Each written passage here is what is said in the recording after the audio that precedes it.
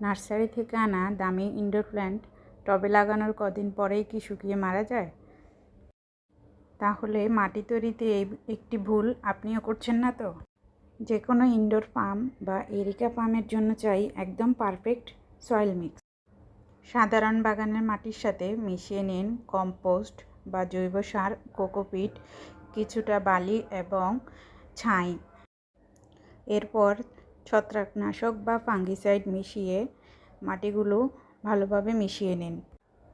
এই উপকরণগুলোর কারণে মাটি হবে ঝরঝরে এবং পুষ্টিগুণে ভরপুর।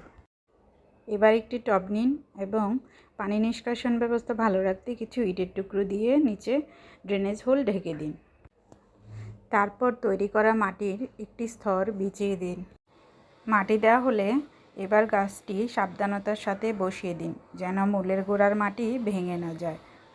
এবার চারপাশে মাটি দিয়ে ঢেকে হালকা হাতে চেপে দিন যাতে ভেতরের এয়ার পকেট বা বাতাসের ফাঁকা স্থান দূর হয়।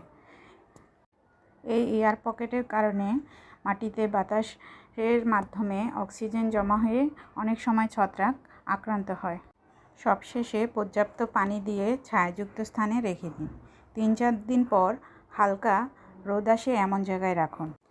ব্যাস, আপনার ঘরেই আসবে সবুজের আমেজ। ভিডিওটি ভালো লাগলে লাইক ও শেয়ার করতে ভুলবেন না কিন্তু। আজকের মতো এখানেই বিদায় নিচ্ছি। আল্লাহ হাফেজ।